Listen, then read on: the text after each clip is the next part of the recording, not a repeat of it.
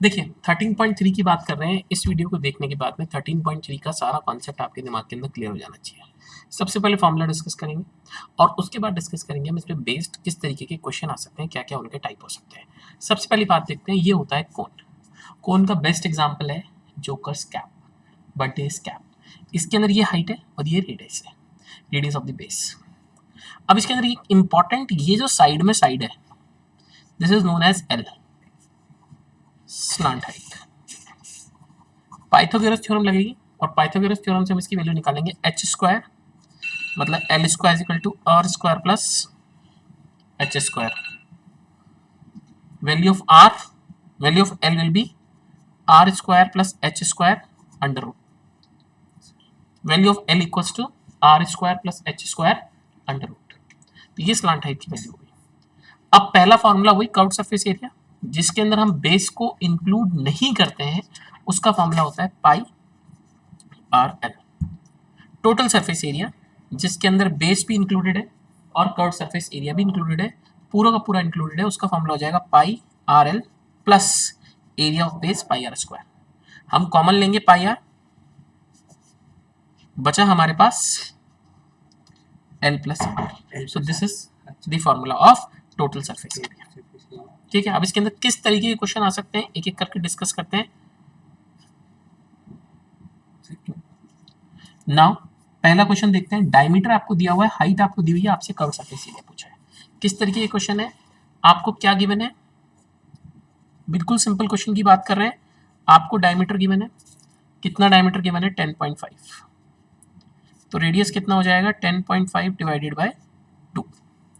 आपको height given है, normal height given है h, दैट इज 10 सेंटीमीटर। अब यही क्वेश्चन में प्रॉब्लम आ गई, सॉरी h नहीं l गिवन है, स्लांट हाइट। तो सीधा फॉर्मूला होता है कर्व्ड सरफेस एरिया का पाई आर एल, 22/7, 10.5/2 और l की वैल्यू 10। सॉल्व करेंगे, आंसर आ जाएगा।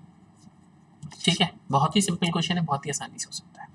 अब दूसरा क्वेश्चन देखते हैं, दूसरा किस तरीके का टाइप का क्वेश्चन आया। एक बार फिर से क्विक रिकैप कर रहा हूं। इस क्वेश्चन के अंदर डायरेक्ट डी गिवन था, तो आपने पहले डी से आर निकाल लिया डिवाइड बाय 2 करके। आपको स्लांट हाइट दे रखी थी, इसलिए कोई दिक्कत ही नहीं थी, सीधा कर्व सरफेस एरिया का फॉर्मूला लगाया पाई आर एल, क्योंकि फॉर्मूले में हर जगह एल है, एच नहीं।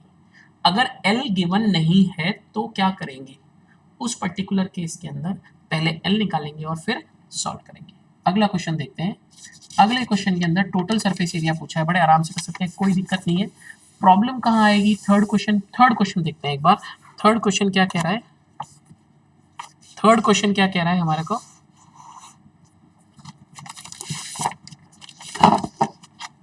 क्वेश्चन नंबर थर्ड देखेंगे। क्वेश्चन नंबर थर्ड कह रहा है कर्व सरफेस एरिया गिवन है, बहुत ध्यान से देखिएगा सर। CSA तो गिवन है, स्लांट हाइट गिवन है, आपसे रेडियस पूछा है और टोटल सरफेस एरिया पूछा है। तो डायरेक्ट रेडियस का ऐसा आपने कोई फॉर्मूला नहीं पढ़ा, आप ये मत सोचना कि डिवाइड बाय 2 कर दें लेंथ को, तो हाइट से होता है। तो CSA का ही फॉर्मूला लिखेंगे, पाई आर एल। जो जो आपको पता है उसकी वैल्यू लिख दो और जो जो नहीं पता उसको एज इट इज छोड़ दो। हर एक्सरसाइज में ऐसा क्वेश्चन आ रहा है। इसकी वैल्यू 308, पाई की वैल्यू 22/7, आर की वैल्यू हमें पता नहीं, एल की वैल्यू 40। आर को छोड़कर बाकी सब लोग उस तरफ चले जाएंगे। 9th के अंदर सबसे खास बात यह है, फिगर्स ऐसी आती हैं जो कटती है, जरूर 11 के टेबल से कटेगा। 2 टाइम्स 18, 14, 2 के टेबल से कटा 7। तो यहां से रेडियस की वैल्यू क्या निकल कर आ गई? 7। अब आपको आर पता है, आपको एच पता है, सॉरी एल पता है, तो आप इजीली टोटल सरफेस एरिया निकाल सकते हैं। फॉर्मूला पाई आर, कॉम ब्रैकेट के अंदर आर प्लस है, वैल्यू पुट करेंगे और इजीली हम निकाल लेंगे। क्वेश्चन नंबर 4 देखते हैं, थोड़ा सा डिफरेंट क्वेश्चन है। क्वेश्चन नंबर 4 बहुत ध्यान से समझेंगे इसको। इस क्वेश्चन के अंदर एल गिवन नहीं है, यही एक ट्रिक वाला क्वेश्चन आ गया। इस क्वेश्चन के अंदर एल गिवन नहीं है। फोर्थ क्वेश्चन के अंदर एक कॉनिकल टेंट दे रखा है, जिसके अंदर उसकी हाइट दी हुई है, ना कि एल। ये ध्यान से समझने वाली बात है। हाइट दी हुई है ना कि एल, हाइट दी हुई है 10। ध्यान से समझेंगे स्टूडेंट्स इसको। और यहां पर आपके पास में रेडियस दे रखा है, रेडियस इज गिवन 24। तो पहले तो हम एल निकालेंगे क्योंकि हर फॉर्मूले के अंदर एल की जरूरत होती है। तो एल का फॉर्मूला आपको पता होना चाहिए, R square plus H square under root, R square plus H square under root. R की वैल्यू 24, एच की वैल्यू 10। 24 का मतलब 576 100 676, अंडर रूट सॉल्व करते हैं 6 7 का तो 26 आता है। तो स्लांट हाइट की वैल्यू 26 आ गई। अब आपसे चाहे सीए से पूछा हो, चाहे कॉस्ट ऑफ पेंटिंग पूछा हो, कुछ भी पूछा हो, आप इजीली सॉल्व कर सकते हैं। सीएसए में सीएसए का फॉर्मूला पाई आर एल, और कॉस्ट ऑफ पेंटिंग निकालने के लिए, क्योंकि सिर्फ कर्व सरफेस एरिया वाले पार्ट को पेंट करना है, CSA into, very easily question solve हो जाएगा, आप अपने आप करके देखेंगे। अब हम बात करेंगे क्वेश्चन नंबर 5। ये अपने आप में बड़ा ही इंटरेस्टिंग क्वेश्चन है। What is the length of tarpaulin? एक कपड़ा दे रखा है, क्लॉथ दे रखा है आपको ऐसा, इस क्लॉथ की आपको लेंथ दे रखी है 3 मीटर और ब्रेथ हमें पता नहीं। बिल्कुल भी कंफ्यूज मत होना, इस एल को स्लांट हाइट मत समझ लेना। एक अलग से क्लॉथ का पीस दे रखा है, ट्रेपोलियम दे रखा है, उस ट्रेपोलियम की लेंथ और ब्रेथ दे रखी है, 2 डायमेंशनल फिगर है। इससे फोल्ड कर कर एक टेंट बनाया जा रहा है। टेंट होगा तो नीचे से हॉलो होगा, तो सिर्फ और सिर्फ काम का क्या होगा? Curved surface area. सिर्फ और सिर्फ काम का क्या होगा? Curved surface area. इस कॉनिकल टेंट की हाइट है, दिस हाइट 8 और रेडियस है 6। तो पहले तो स्लांट हाइट निकालेंगे। First you will calculate the slant height. दो अलग अलग फिगर्स हैं, दो अलग अलग शेप हैं, कंफ्यूज होने की जरूरत नहीं है। एल की value under root R square 6 square plus 8 square 36 plus 64 100 का under root, finally answer receive 10। तो मतलब स्लांट हाइट क्या आ गई? यहाँ पर 10 आ गई। अगले पेज पे चलते हैं, कॉन्सेप्ट को फिर से समझने की कोशिश करते हैं। क्वेश्चन क्या क्या रहा है, लैंग्वेज क्या कह रही है, ये सब चीजें क्लियर होंगी तो बाकी सब चीजें अपने आप क्लियर हो जाएंगी। पहली बात, क्वेश्चन के अंदर क्या दी हुई है आपको? एक कोन दिया हुआ है, जिस कोन की आपने निकाल लिया कि बेस तो 6 है और साइड वाली हाइट 10 है।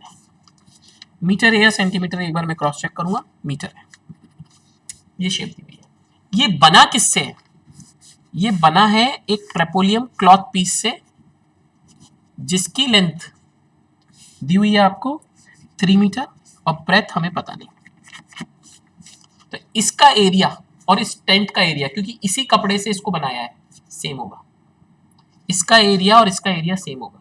तो इसका एरिया टेंट के केस में कौन सा एरिया लेंगे? सीएस से लेंगे कि टीएस से लेंगे? सीएस से लेंगे, क्योंकि टेंट हमेशा नीचे से हॉलो होता है। तो CS of tent equals to area of cloth, area of cloth.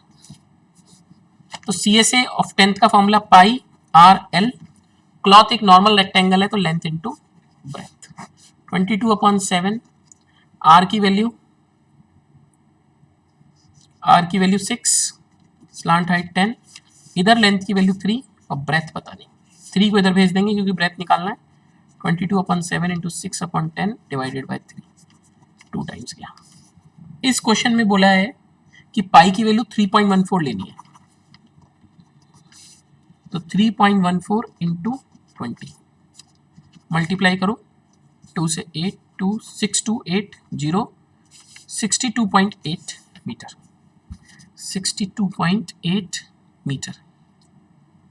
ठीक है, आंसर चेक करते हैं पीछे से। कॉन्सेप्ट समझिए, कॉन्सेप्ट अगर आपको समझ में आएगा तो ही आप इसको आगे कर पाएंगे, नहीं तो आप इसको आगे नहीं कर पाएंगे।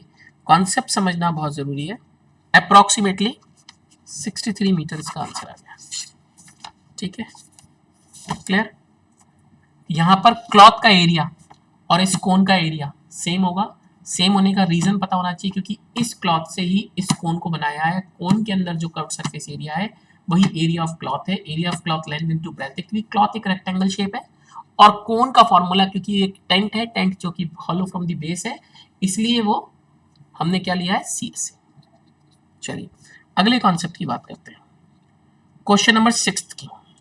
स्लांट हाइट दे रखी है, बेस डायमीटर दे रखा है, find of cost of white washing पूछी है। ठीक है, बिल्कुल सिंपल क्वेश्चन है, कोई ट्रिकीनेस है ही नहीं इस क्वेश्चन के अंदर, बहुत ही ज्यादा आसान। Question number 6, slant height directly given है, एल आपको डायरेक्टली गिवन है 25 मीटर और डायमीटर गिवन है, तो मतलब रेडियस आपने डिवाइड बाय 2 करके निकाल ली 7 मीटर। ठीक है, आपसे CSA पूछा है पहले तो सिंपल फॉर्मूला लगाएंगे pi R L. Cost of painting पूछी है, cost of painting CSA, cost of painting CSA निकालने के लिए CSA multiply by rate, CSA multiply by rate, CSA multiply by rate. CSA की value pi R L, question में rate दी हुई नहीं है, पहले रेट निकालनी पड़ेगी, यही ट्रिक है इस क्वेश्चन के अंदर, जो गलती होने के चांसेस हैं, इस बात को ध्यान से समझेंगे।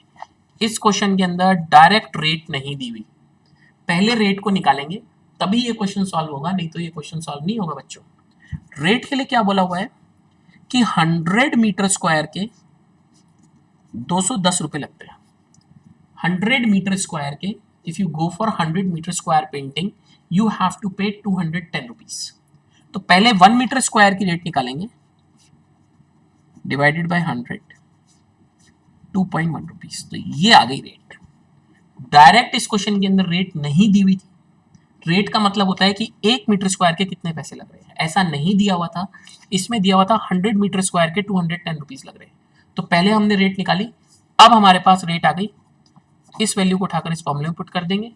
पाई की वैल्यू आप जानते हैं, आर की वैल्यू आप जानते हैं, एल की वैल्यू आप जानते हैं, रेट आपने सॉल्व करके निकाली, डायरेक्ट नहीं दी हुई थी, सॉल्व कर लेंगे, क्वेश्चन सॉल्व हो जाएगा। ठीक है, क्लियर है। अब क्वेश्चन नंबर 7 में आपके लिए होमवर्क छोड़ रहा हूं, पर क्वेश्चन नंबर 8, क्वेश्चन नंबर 8 अपने आप में बहुत ही इंपॉर्टेंट क्वेश्चन है, हर एक्सरसाइज का लास्ट क्वेश्चन इंपॉर्टेंट होता है, उस पर खास ध्यान देना है। क्वेश्चन नंबर 8 को बहुत अच्छे से समझेंगे और फिर हम उसको करने की कोशिश करेंगे। Uh bus stop is barricaded by using 50 hollow cones. अगर आपने देखा हो ट्रैफिक पुलिस के पास इस तरीके के कोन्स होते हैं, रेड कलर के या येलो कलर के, वो यूज करती है जिससे ट्रैफिक को रोक सके, डाइवर्ट कर सके या डिवाइडर बना सके। ऐसे 50 कोन्स ट्रैफिक पुलिस ने इस्तेमाल करे। जितने भी ट्रैफिक पुलिस के कोन होते हैं उनकी टेंट जैसी या फिर कोन जैसी शेप होती है, टेंट जैसी या कोन जैसी शेप होती है। ठीक है, आई बात समझ में यहाँ पे, सबसे इंपॉर्टेंट टेंट जैसी या कोन जैसी शेप होती है, इसको हमें कवर करना है। स्टॉप।